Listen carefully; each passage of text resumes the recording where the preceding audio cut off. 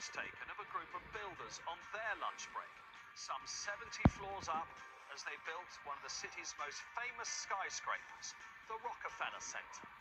And the beam is where you find my colleagues and I in between shifts in a slightly different place this time. Roy Keane, Gary Neville and Ian Wright up here. How are we with heights? I'm not too bad. I'm not too bad. You're right? Not too bad. I'm not too bad. Gary?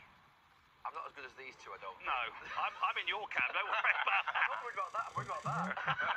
I'm not looking that way. Okay, does the needle shift for England, bearing in mind their performance in the Azteca?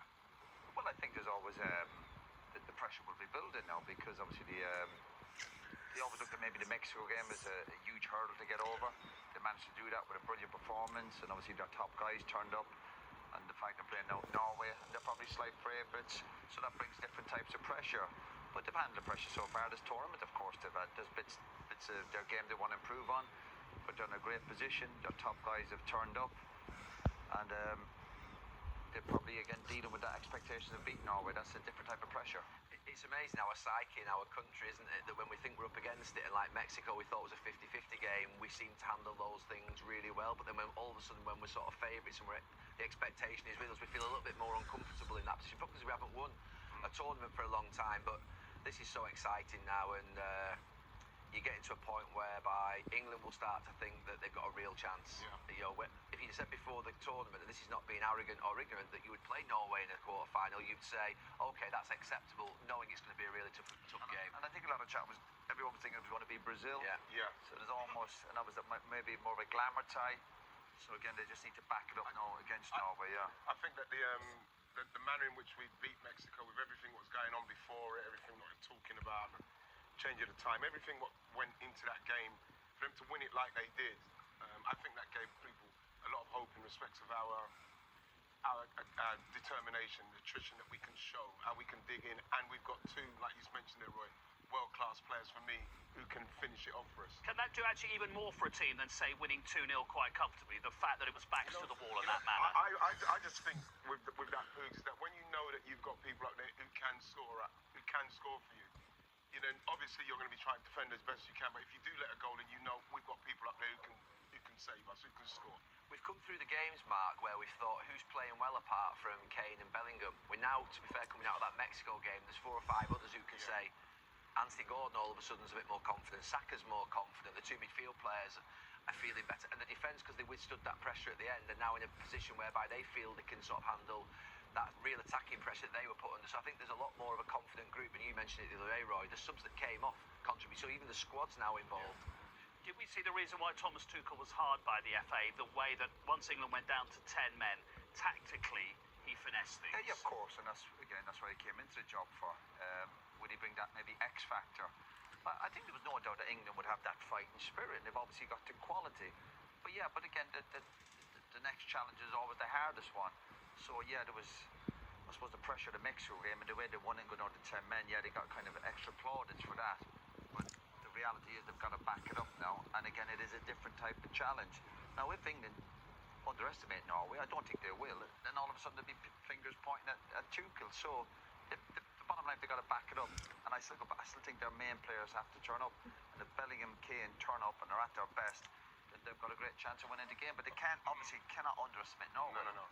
I think that people like Dan Burn and Jed Spence, especially in that game, you know, because Thomas Tuchel right from the start said about him sticking to his guns of who he's picked, who's been left at home. There was a lot of noise, a lot of talk about it. And I think in that game as well, Thomas Tuchel showed that I'm doing that because I know these guys. Those are the guys I've picked for this reason. And I think the Mexico game proved him right in that respect. Well, let's be honest, we thought that Dan Burn may not play at all. Yeah. He's come on for a particular reason to play 5 at the back, down to 10. He's a meme now with that header, which, you know, went all the way to Whitley Bay, it seemed. He headed it so far.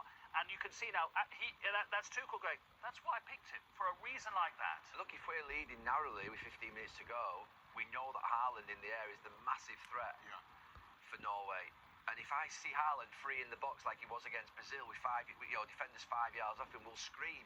You know, Gay knows him, Stones knows him, they all know him, they know him so well. So Dan Burn could be incredibly important to come on and just get body, touch tight with him, make sure he doesn't get a run on any of our defenders in the box. And Tuchel has mentioned that, to be fair, he's brought these lads in for situations like that. It might be a player to come on for 5 or 10 minutes holding on to a lead.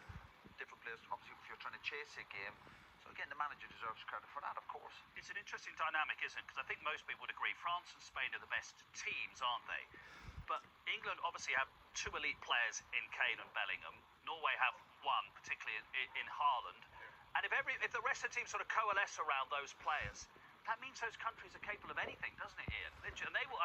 Norway will think the same because of Haaland and maybe a bit of Odegaard as England do about Kane and Bellingham. Because we're talking about somebody constantly talking about Haaland, how many touches he's had.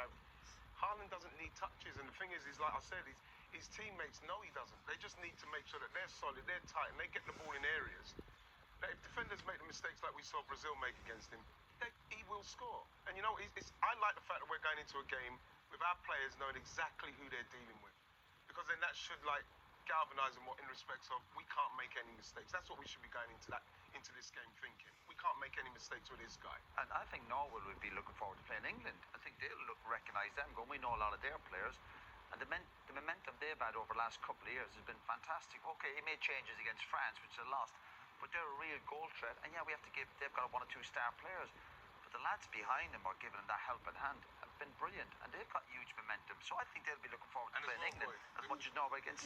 And as well, Roy, the fact that no one's really expecting too much of this. They haven't been in the World Cup for such a long time. Was it 98 or something?